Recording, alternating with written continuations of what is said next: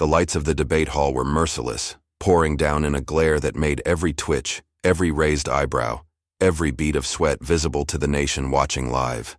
The air inside the room vibrated with a tense, unspoken energy, the kind that tells you something historic is about to unfold. On one side of the stage sat Kash Patel, leaning back with a smirk, exuding the kind of arrogance that thrives under attention. On the other side, Jasmine Crockett, steady, composed, eyes sharp with the calm fire of someone who has carried battles bigger than politics. The moderator had barely finished his question when Patel cut in, his voice dripping with mockery, dismissing Crockett as if she were an afterthought. His words weren't just an interruption, they were an insult, a brazen attempt to undermine her presence before she could even speak. Gasps rippled through the audience, cameras flashed, and social media timelines began to light up in real time. Crockett's jaw tightened, but she did not flinch. She turned toward Patel, her voice slicing through the noise with perfect clarity. "Sit down!" The two words cracked like thunder. No shouting, no fluster, just command. The audience froze, then erupted in murmurs and scattered applause, unsure whether to be shocked, thrilled, or both. Patel blinked, caught off guard, his smirk faltering for the first time that night. The tension in the hall thickened. The crowd leaned forward in their seats, sensing that this wasn't the usual exchange of sound bites. Something raw, something unscripted had just been unleashed. Reporters in the press box began firing off texts, producers whispered into earpieces, and within seconds, the clip was already being clipped, shared, replayed online. But it wasn't just the words themselves that hit. It was what they represented. For every person who had ever been talked over, dismissed or silenced, those two words carried a weight far heavier than the stage lights above. They were a demand for dignity, a refusal to be erased, a line in the sand drawn in real time, and as Patel shifted in his chair, visibly unsettled, Crockett's silence afterward spoke louder than anything else. The audience wasn't just watching a debate anymore. They were witnessing a power shift, a moment destined to echo far beyond that hall, but this was only the beginning. In the minutes that followed, the debate hall no longer felt like a stage. It felt like an arena. This wasn't just a clash of policies or party lines. It was a confrontation over the very meaning of representation in America. Every camera angle, every whispered comment from the crowd, every glance between the candidates carried with it the weight of something bigger, whose voice gets to count and whose gets to be silenced. Kash Patel knew the game he was playing. With years of proximity to power, he had perfected the art of swagger, leaning on connections and the belief that his name carried an untouchable weight. To him, interrupting Jasmine Crockett wasn't reckless, it was routine. He believed the audience would nod along, that his confidence would drown out her presence. In his mind, Crockett was a rookie, someone to be brushed aside like so many before her. But Crockett's response had shifted the gravity in the room. Suddenly, it was Patel who looked out of step, and Crockett who radiated control. For millions watching at home, her voice echoed with something far more powerful than a debating point. It echoed with the frustration of those tired of being interrupted, of being spoken over, of being treated as if their place on the stage was conditional. This was no longer just about Crockett versus Patel. It was about whose America the country wanted to believe in, an America where power meant entitlement, or one where dignity demanded respect. And the stakes could not have been higher, because the debate was being broadcast nationwide, cutting across timelines, living rooms, and workplaces. Families gathered around TVs leaned forward, children asked their parents who she was, and phones buzzed with friends sending each other the clip. Producers in control rooms already knew they had struck gold. Replays were queued, captions prepared. On social media, snippets of Crockett's commanding words were set to music, already being remixed into memes and motivational edits. The moment was no longer confined to four walls. It was spilling into history as one of those rare flashpoints when a debate transcends politics and becomes cultural currency. For Patel, this realization was too late to admit, but impossible to ignore. He could feel the crowd's energy slipping through his fingers, and so, rather than recalibrate, he doubled down. He leaned forward, raised his voice, and threw another barb in Crockett's direction, desperate to reassert control. His words grew sharper, but also more desperate, as if he were trying to claw back the dominance he thought he had secured at the start. The crowd, however, wasn't buying it. The murmurs carried a new edge, restlessness, even impatience. They had seen Crockett steal, and they were waiting to see more. Patel had tried to set the terms of the exchange, but Crockett had already changed the script. And as Patel pushed harder, interrupting with louder jabs and smug dismissals, Jasmine Crockett's eyes narrowed. She didn't need volume to fight.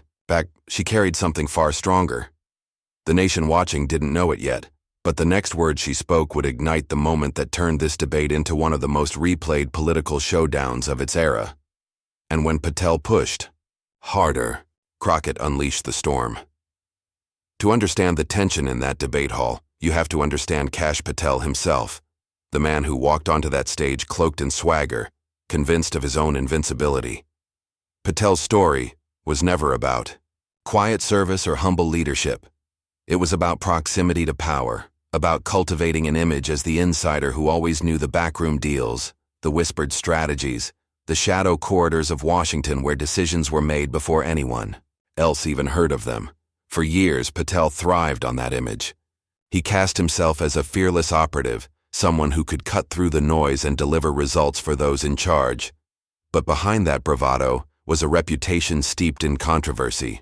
Critics pointed to his role in political maneuvers that blurred lines between service and self-interest, noting how often his fingerprints appeared in scandals and investigations.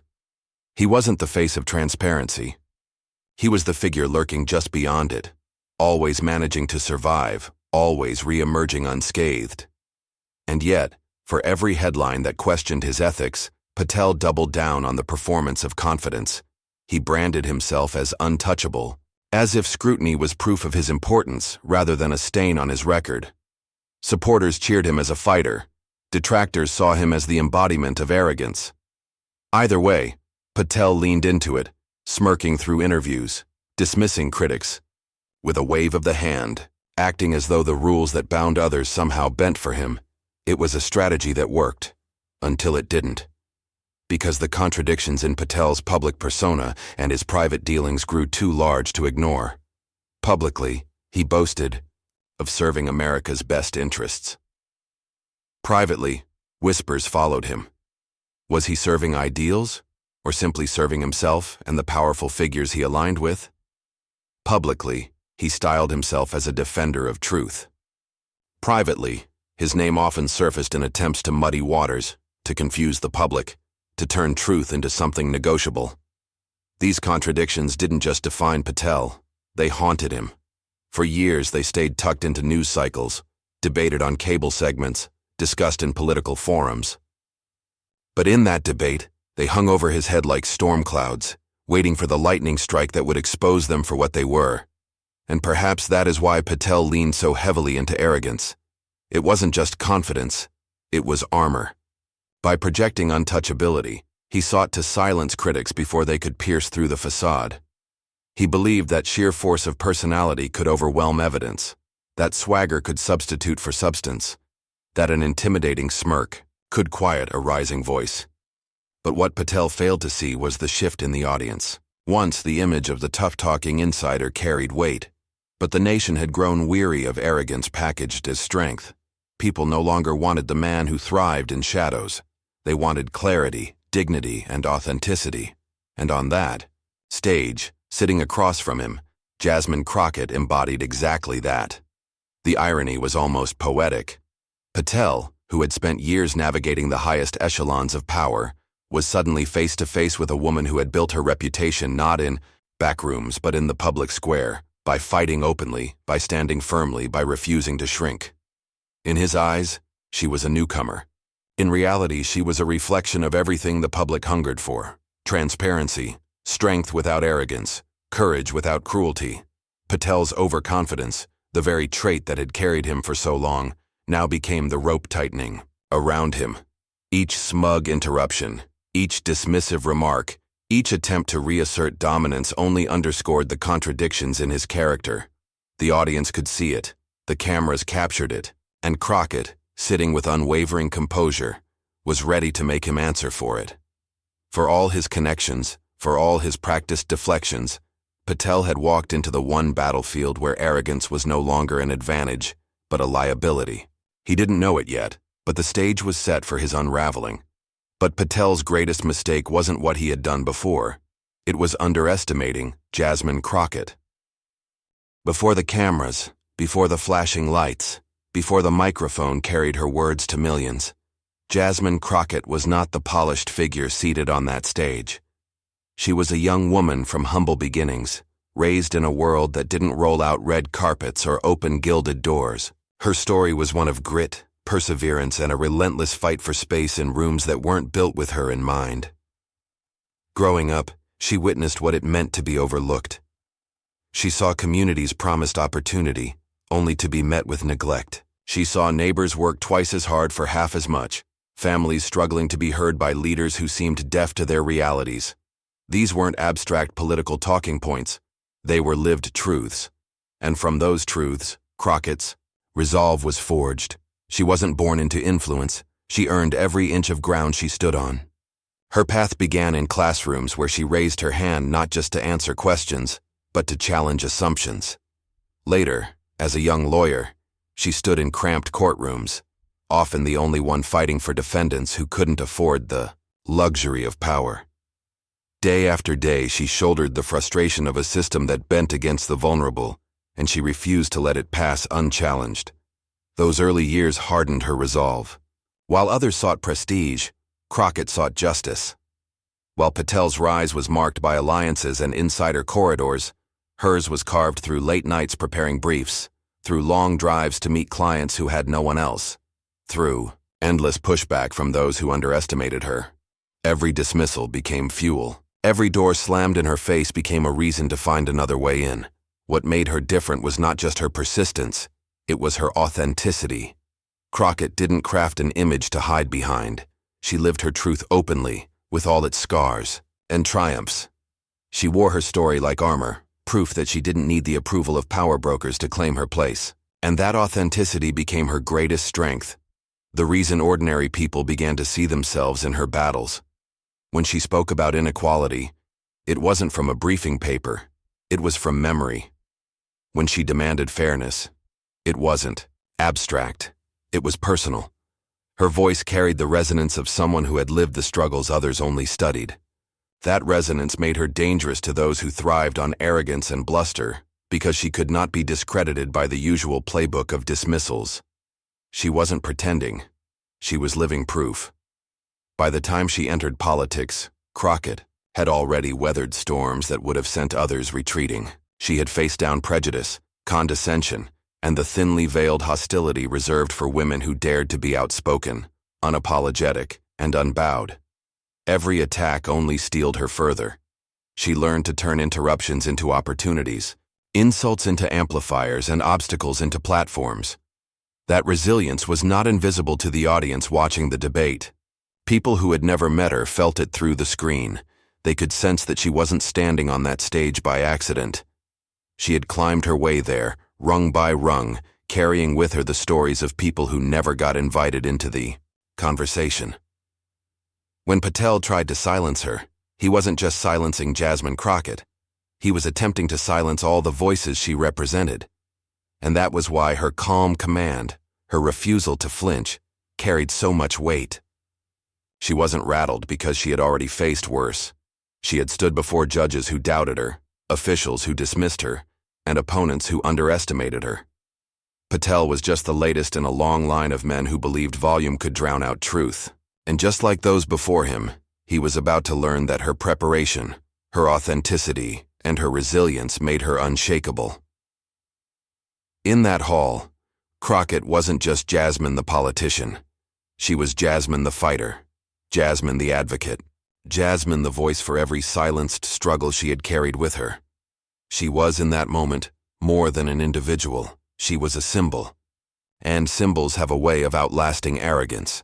Her journey from overlooked beginnings to commanding presence was not just a personal triumph, it was a collective one. Every person watching who had been talked over at a meeting, dismissed in a classroom or ignored in their community could feel a part of themselves rising with her. She wasn't just debating Patel. She was reminding the country that dignity cannot be muted. And so, as the tension of the debate escalated, all the years of resilience, all the battles fought in quiet corners, all the scars carried with pride, gathered like a storm behind her steady gaze, and on that stage, all of her battles converged into one defining moment. The debate floor had become a pressure cooker. Every question now felt less like a policy discussion and more like a duel, a clash of personalities magnified under the relentless glare of the cameras. Kash Patel, sensing the energy tilting against him, leaned harder into his tactics.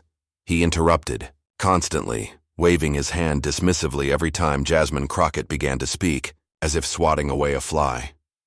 The moderator tried to intervene, but Patel pressed forward, his words spilling over Crockett's with the practiced rhythm of someone who believed dominance equaled victory. He shook his head dramatically, rolled his eyes, and even laughed mid-sentence, a performance designed to belittle rather than debate. But Crockett, she refused to rise to the bait. Her composure was striking. She didn't roll her eyes back, didn't shout, didn't meet noise with noise. Instead, she held stillness like a weapon. She let Patel's interruptions hang in the air, letting the audience see his desperation. She waited her turn, and when she spoke, her tone carried the calm weight of someone who had prepared for this exact storm. The crowd noticed. You could feel it in the silence that followed her answers, in the subtle murmurs that rippled across the audience whenever Patel cut her off. What started as annoyance was shifting into sympathy, into a collective recognition that one candidate was playing a game of dominance, while the other was standing firmly in her truth. Every time Patel leaned forward, Crockett matched him by leaning inward with her words, not her body. Where he was theatrical, she was precise. Where he sought to overwhelm, she sought to clarify. The tension between the two approaches was electric. It felt less like a debate and more like a championship fight, with each round bringing the audience closer to choosing their champion. The stakes hung heavy in the air. Crockett's allies in the crowd exchanged nervous glances, wondering if her patience would read as strength or weakness. Patel's supporters cheered his interruptions, mistaking volume for dominance, and the undecided sat riveted, knowing that one wrong move, one slip in control, could swing the entire perception of the night. The energy built with each exchange. Patel jabbed with sarcasm, Crockett countered with poise. He rolled his eyes, she raised an eyebrow. He laughed. She answered with facts. Back and forth the rhythm carried the audience higher, tension climbing like the final rounds of a heavyweight fight. Then, after one particularly heated exchange, Patel leaned back in his chair. He smirked, a slow, self-satisfied curl of his lips, the kind of smirk that said, "I've silenced her. I've won this moment." But he was wrong. The room was already on edge, but when Patel leaned forward again, his voice sharp and dismissive, the temperature spiked. He spoke over Jasmine Crockett with the assurance of a man who had always believed volume equaled victory. He rattled off accusations cloaked in half-truths, delivered with the smug grin of someone who thought the audience was his to command. His words tumbled out in rapid fire, a barrage meant to overwhelm rather than persuade. Crockett didn't flinch. She didn't fumble through papers or glance nervously at the moderator. Instead, she leaned back in her chair, eyes fixed on Patel, her silence cutting through his noise like a blade. The audience noticed. The cameras noticed. Social media noticed. She was letting him dig his own hole, waiting until the room had tired of his ranting before she struck. And when Patel finally paused to breathe, Crockett leaned forward, her voice steady, measured, and precise. She began not with insults but with facts, calmly dismantling the very foundation of his talking points. She cited his past contradictions, pointing out where his words tonight clashed with his actions in the past. She reminded the audience of moments he conveniently left out, laying bare the hollowness beneath his bravado. The contrast was striking. Patel had barked, Crockett dissected. He wielded volume, she wielded evidence, and with each point she laid down, the audience murmured. In recognition, nods rippled through the crowd. Even those who had entered undecided found themselves leaning her way, drawn to the composure of a woman who refused to be shaken. Then came the turn. Crockett paused, letting the silence expand, making every eye lock onto her. She looked at Patel, then at the moderator, then back to the crowd as if to say, "We've all seen this act before." And with that she delivered the words that cracked like lightning across the hall. "Sit down." It wasn't shouted. It wasn't frantic. It was crisp, controlled, commanding. Those two words carried the weight of generations silenced, now refusing to be muted. The effect was electric. Gasps erupted. Some in the crowd clapped instinctively. Others covered their mouths, stunned that someone had dared to cut through Patel's arrogance so directly. The moderator froze, wide-eyed, as if the script had just been ripped apart before him. Patel blinked, caught off guard. His smirk faltered, his lips tightened. For a man who thrived on confidence, the crack in his armor was visible.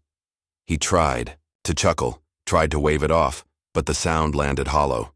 The room had shifted and everyone knew it. Crockett didn't waste the momentum. She pressed forward, layering fact after fact, exposing the fragility of Patel's position. She reminded the audience of his connections to controversies he had tried to bury. She recounted the ways his bluster had never translated into real solutions for real people.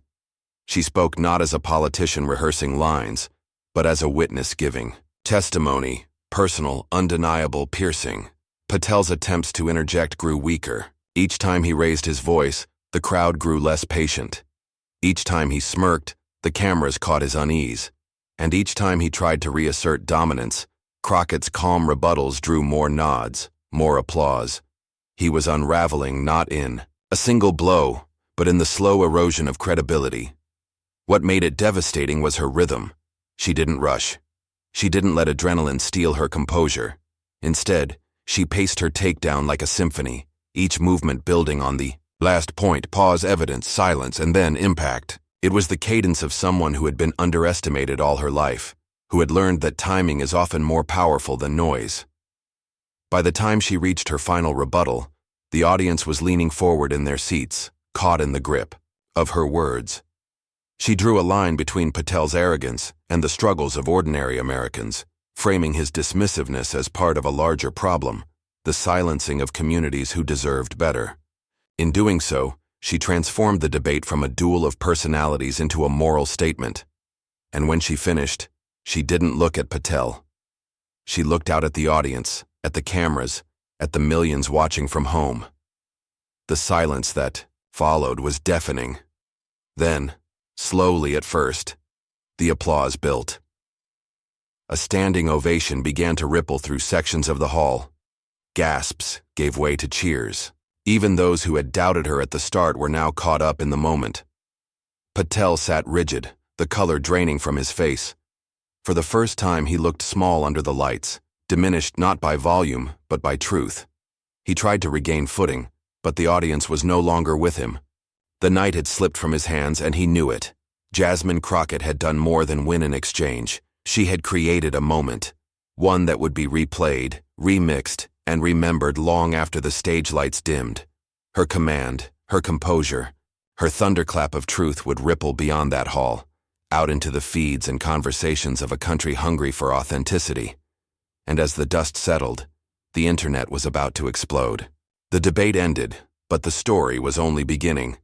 Within minutes of Jasmine Crockett's thunderclap command, "Sit down," the internet caught fire. Clips of the moment raced across timelines, chopped into looping GIFs, set to dramatic music, paired with captions that screamed defiance. Hashtags roared into life. Sit down, Crockett vs. Patel, and Tiger representation. Matters began climbing the trending charts before the studio lights even cooled. On Twitter, users replayed the exchange, with captions like, "This is how you handle arrogance, iconic." TikTok flooded with remixes of the moment, some comedic, others reverent, while Instagram stories turned Crockett's face into the symbol of resistance. For every dismissive gesture Patel had thrown, there were now 1,000 memes mocking his unraveling composure. Late-night hosts seized on it immediately. On one stage, the smirk Patel had worn just before being dismantled played on repeat, followed by Crockett's two words, delivered like a gavel strike. The audience howled. Comedians leaned into the metaphor. When your Wi-Fi starts acting up, sit down. When your boss tries to make you work late, sit down. The phrase became universal shorthand for shutting down disrespect, but beneath the laughter, something deeper stirred. Politicians weighed in. Progressive leaders hailed Crockett as a rising voice who embodied both dignity and courage. She didn't just debate, she defended democracy's promise, one senator tweeted. Activists echoed the sentiment. For every woman of color told to be quiet, tonight we saw the answer.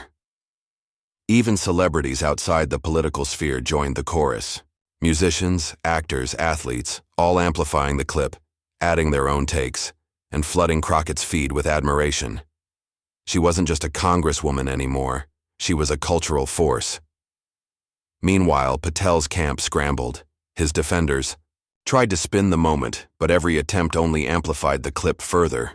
The more they complained, the more the internet replayed his smirk, collapsing into stunned silence. His brand of untouchable arrogance had met its match, and the world saw it. Viewers who had never watched a political debate before found themselves glued to replays. Some admitted they didn't even know who Crockett was before that night, but now they couldn't stop watching. Validation poured in from immigrant families, young activists, and marginalized communities across the country. Finally, someone stood up to him, and as the numbers climbed, millions of views, then tens of millions, the scale of the moment became undeniable. This wasn't just a viral clip. It was a cultural reset, a crystallizing example of how truth, when delivered with precision and courage, could cut through noise and arrogance alike. But beyond the memes, the moral message became impossible to ignore. When the dust of the debate finally settled, what remained was not just a viral clip or a trending hashtag. It was something far more enduring, a lesson etched into the political consciousness of millions. Jasmine Crockett's words, sharp and unshakable, reframed the entire spectacle. Her message was unmistakable. Dignity will always outlast arrogance. Where Patel wielded smirks and interruptions, Crockett countered with composure. Where he tried to overwhelm with noise, she answered with clarity. And in that contrast, the audience saw more than just a clash of personalities. They saw a moral blueprint. Crockett proved that debate is not a shouting match, not a contest of who interrupts the loudest. Debate, at its core, is about principle. It's about holding truth steady in the face of bluster. It's about giving voice to those who've been told for too long to sit in silence. In Crockett's stance, Americans saw themselves, the worker dismissed in the boardroom, the student, underestimated in class, the woman of color interrupted in every conversation. Her victory was not just hers. It belonged to anyone who had ever been belittled, underestimated, or talked over. When she said sit down, she was speaking for all of them, and that resonance stretched beyond politics. Parents replayed the yow clip for their children, telling them, "This is how you stand up for yourself." Educators used it as a lesson in confidence and conviction. Activists pointed to it as proof that courage, backed by truth, can topple even the loudest arrogance. Even those who did not share Crockett's politics found themselves nodding. Because beneath the partisan surface, there was something universal, the American value of standing tall. The belief that every voice deserves respect, that no one, no matter how connected or powerful, has the right to belittle another into silence. In that sense, the moment transcended politics. It wasn't just about Crockett versus Patel, Democrat versus Republican, left versus right. It was about a principle older than any party. That truth, spoken with dignity, has a force that arrogance can never match. And so the lesson lingered. In living rooms, classrooms, and workplaces across the nation, Crockett's voice echoed. She reminded America of something it sometimes forgets, that strength is not measured in volume but in conviction, that victory is not in the insult but in the integrity of one's stand. The debate stage was temporary. The viral clip will eventually fade from the front page of the internet. But the message, dignity over arrogance, truth over bluster, remains. Crockett had not just won a debate, she had redefined what it means to show up, speak out, and stand firm. As the lights dimmed on that chapter, one thing was certain. Millions walked away not just entertained, but inspired. Proud to see a leader rise above noise, proud to see dignity triumph, proud to be reminded of what America, at its best, still stands for, because sometimes 2 words can shake the nation. In the end, those 2 words, sit down, were not just a sharp retort tossed across a debate stage. They became a symbol, a reminder that dignity still has a place in politics. A statement that arrogance, no matter how loud, cannot drown out the steady voice of truth. What happened that night wasn't about one politician besting another. It was about something deeper, about who we are as a nation when the lights are brightest and the stakes are highest.